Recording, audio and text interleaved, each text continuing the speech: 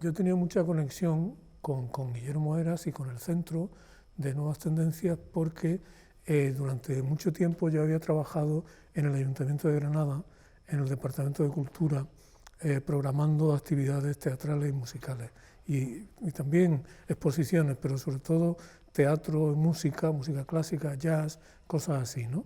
Entonces colaboraba, claro, con la organización del Festival de Teatro de Granada, en el que colaboraba mucho el centro, en el que Guillermo era una presencia muy grande, ¿no? Era una época muy peculiar, porque ahora es difícil de imaginarlo, ¿no? Pero claro, cuando tú estabas en un sitio como estaba yo en Granada, que estaba intentando formar, bueno, una cosa muy tentativa, era todo muy de tanteo, ¿no? Se estaba intentando crear una cultura democrática española avanzada, ¿no? Era un proyecto que no tenía una dirección central, ni mucho menos, pero tenía muchas iniciativas, ¿no? Y ya te digo que, de una manera más modesta, en una ciudad como Granada, yo participaba en eso como empleado público que era, ¿no? A mucha honra, ¿no? Por oposición, ¿no? Y entonces, claro, tenía una familiaridad muy grande con todos los programas, con el propio Guillermo. Venía, de vez en cuando venía a Madrid a ver espectáculos, a ver cosas, porque nos coordinábamos a veces también para ver de que las cosas que se hacían aquí pudieran verse allí, o que algunas iniciativas que había en Granada o en Andalucía pues pudieran llegar aquí, ¿no? Así que tenía una relación muy estrecha. Claro. La idea del libreto de la ópera surgió de una manera muy chocante para mí, porque yo conocía bastante a Pepe García Román, al compositor, ¿no?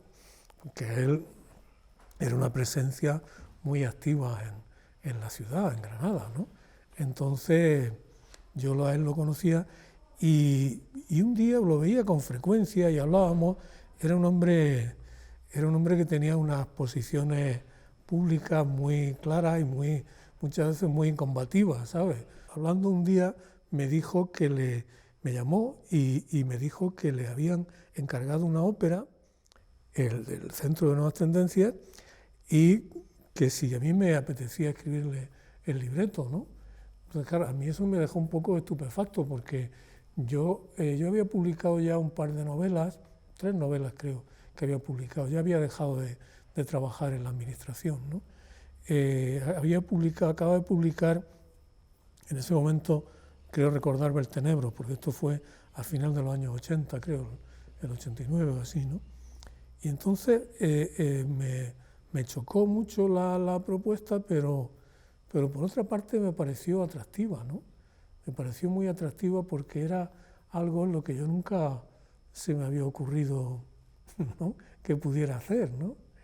Y fue así, fue un decir, bueno, pues sí.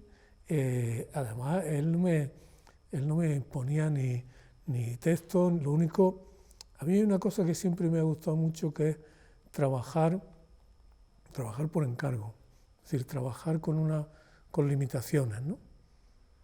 Que es muy contrario a la idea romántica del arte, pero el arte siempre se ha hecho con limitaciones, ¿no? Y por encargo, ¿no? Entonces, lo único que había eran las condiciones, que era que tenía que ser, que duraría 1 hora, que habría 4 cantantes, que no habría coro, en fin, son limitaciones muy estrictas, pero bueno, a mí eso me gusta mucho. Volvemos a hablar de lo del encargo, ¿no?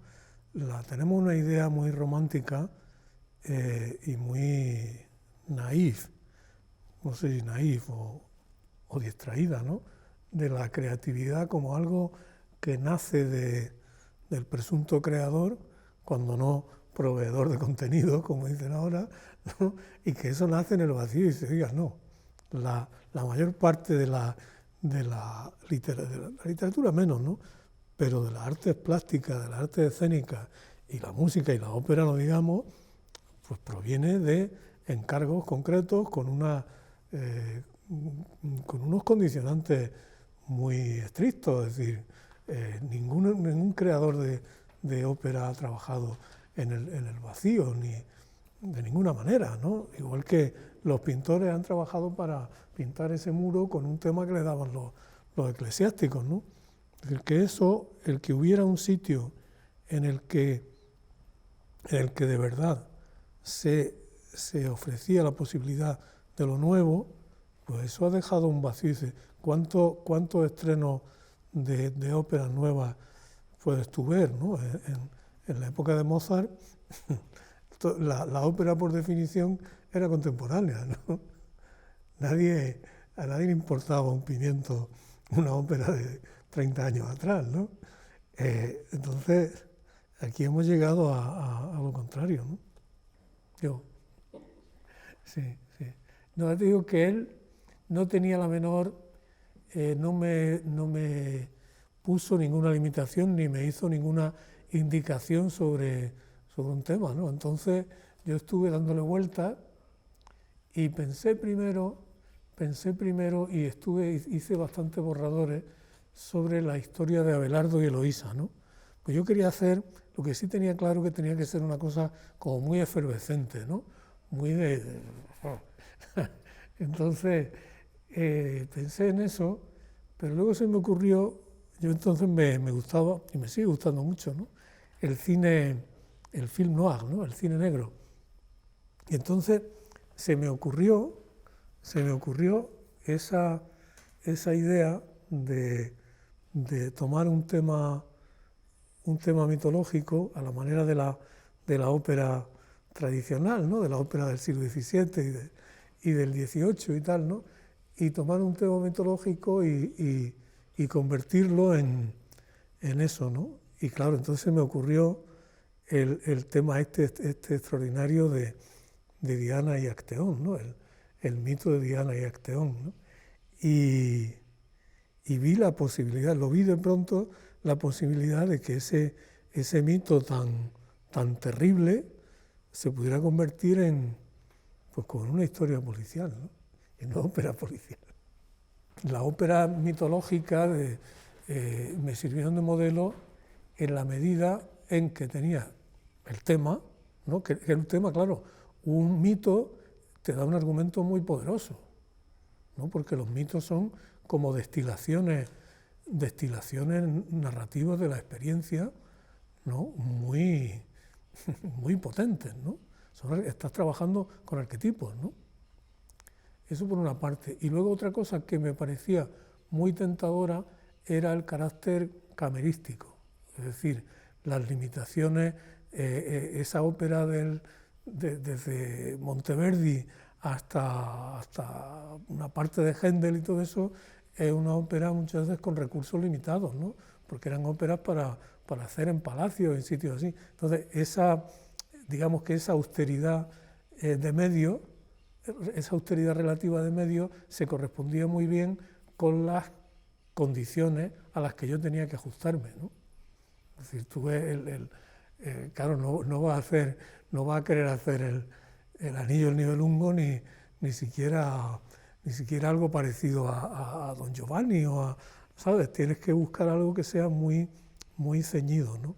Y muy despojado. Es decir, el mito la riqueza que la belleza que tiene es que es, como te decía, como una almendra, como un núcleo muy potente, ¿no?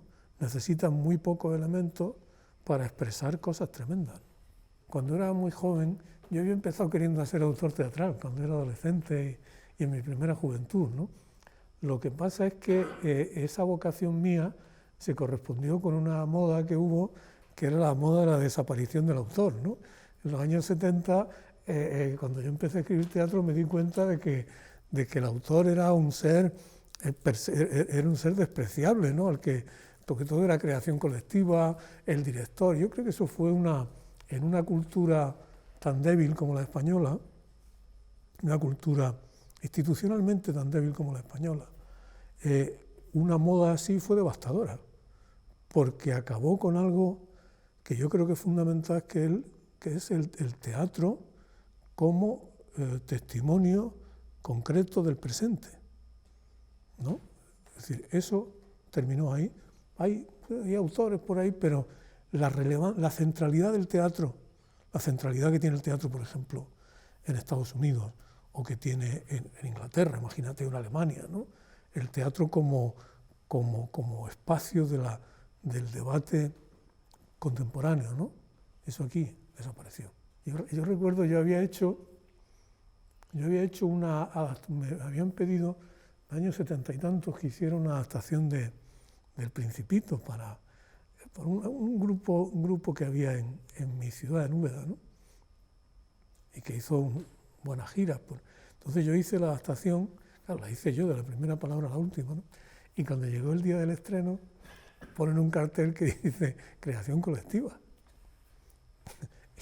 Claro, la creación colectiva era como lo guay, ¿no? Era como lo... Y entonces, claro, yo me protesté, digo, oye, esto lo he escrito yo, ¿no? Entonces, bueno, pusieron mi nombre y tal, ¿no? Entonces yo me di cuenta que el teatro no iba a ninguna parte. Y fue una decisión que tomé, ¿eh? A mí me gustaba mucho, pero lo dejé. Digo, yo voy a escribir aquello que me permita un control del proceso creativo, ¿no? Si lo que yo hago va a ser sometido a los caprichos del director de escena, del no sé qué, de la asamblea de los actores, no sé qué, no me interesa, ¿no?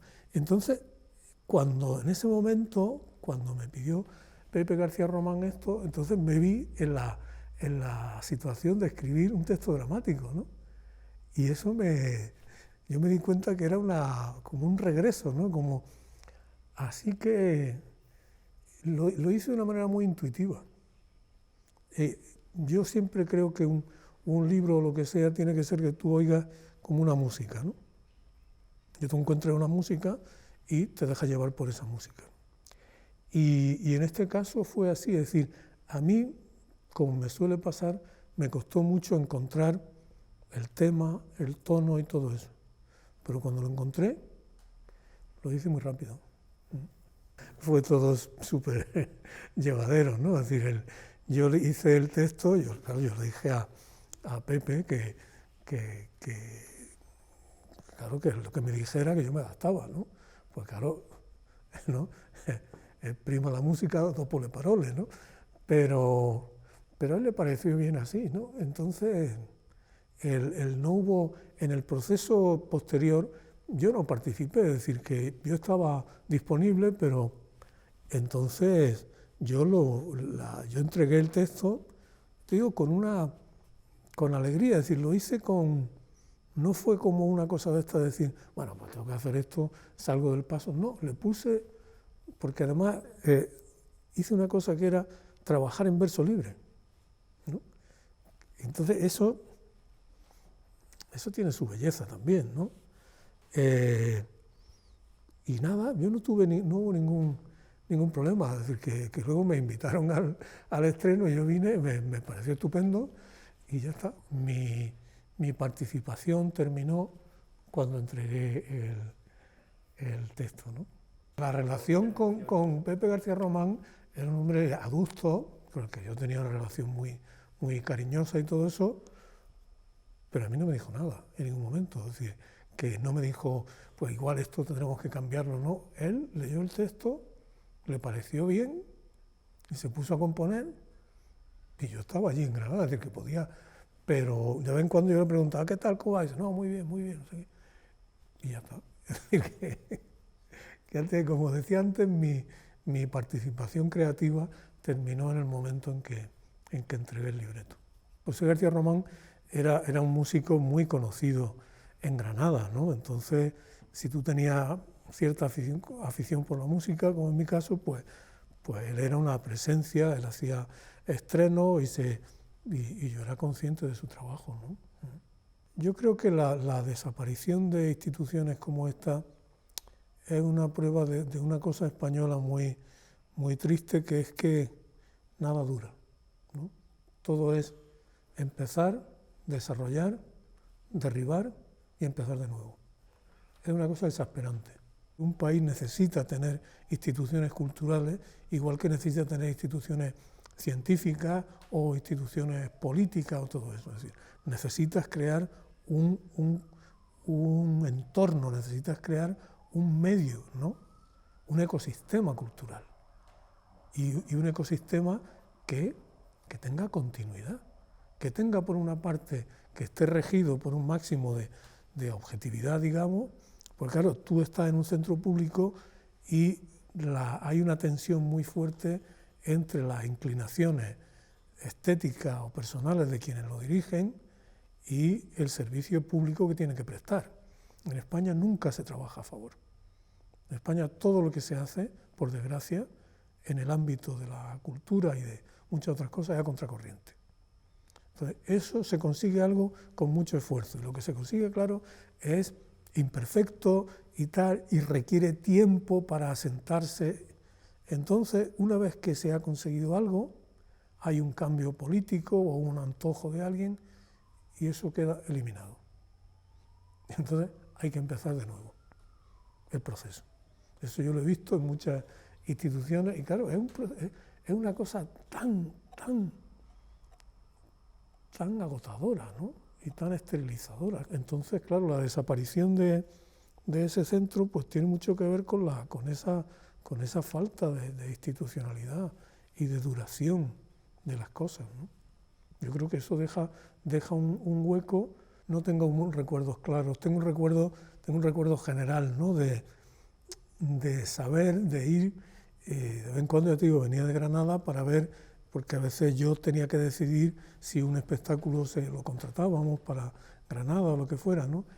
Y lo que recuerdo es esa cosa de que había siempre algo que era interesante, y que era, unas veces te gustaba y otras, pues como todo, te podía parecer una tontería, ¿no? Porque hay que procurar no ser papanatas nunca, ¿no? Pero sobre todo, como te decía antes, la sensación que uno tenía, tanto con lo que veías como con lo que se publicaba. En esa época había aquella revista que dirigía Pérez Coterillo, ¿no? Público, que era una revista bastante buena, muy bien diseñada. Esa revista a mí me servía mucho de guía en mi trabajo, ¿no? Es decir, que era una atmósfera, más que cosas concretas, que a las que ahora pasa mucho tiempo y no me acuerdo, ¿no? Pero era esa atmósfera de posibilidades, ¿no? O sea, una atmósfera que permitía, que hacía algo que es rarísimo, que es que hubiera un proyecto continuado de encargos de composición de ópera.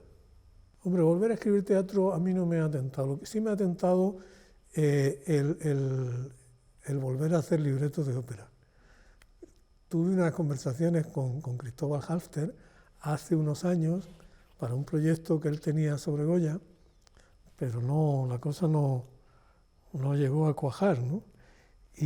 Pero te digo, el teatro a mí me gusta mucho, y me gustaría mucho ver teatro, como te he dicho, teatro contemporáneo en el que se debatieran con calidad creativa, las cuestiones centrales sí, eso tú lo ves. Yo en Estados Unidos he visto mucho teatro contemporáneo muy bien escrito, muy bien interpretado y muchas veces muy político, ¿no? Eso me gustaría como espectador, ¿no? Como autor, sí hace poco estrenó una ópera estupenda, Benet Casablancas, ¿no? En el Liceo, ¿no? El enigma de Lea, ¿no? Que le hizo el libreto Rafael Argullón. Y yo pensaba, a mí con Benet sí que me gustaría hacer una ópera, ¿no? Pero eso sí me tienta, ¿no? El trabajar con un compositor y trabajar más en equipo, ¿sabes? Quiero dejar claro que para mí ese desafío en ese momento de mi vida, ¿no? Y de mi trabajo, de ponerme a escribir un libreto, de inventar en parte una historia, ¿no? Como de forzar, sentir que forzaba un poco yo me enamoré de la idea de que la ópera empezara con un coche lanzado a toda velocidad, ¿no? por una autopista, con cosas, ¿no? Pero eso a mí me parecía muy estimulante, ¿no? Es algo que disfruté mucho. Y luego ver el estreno, la pena, claro, es que eso no haya tenido continuidad, ¿no? Pero yo creo que el resultado final fue muy bueno. Es decir, el montaje, los cantantes, la dirección escénica, Yo, el recuerdo que tengo, yo disfruté mucho, la verdad. Como, no ya como libretista, ¿no? Sino como aficionado a la música y a la ópera y como persona ávida por ver un arte musical creado en mi propio tiempo, no solo del pasado más o menos lejano, ¿no? Me acuerdo cuando se hizo en el Teatro Real La señorita Julia, ¿no? De Luis de Pablo con el libreto de Vicente Molina, ¿no? Eso fue muy bueno. Pero esa en concreto fue la que a mí esa me entusiasmó, ¿no? Y claro, tuve, por ejemplo, la ópera de George Benjamin, ¿no? Y todo eso, y dices, joder, yo quiero ópera así, ¿no? Quiero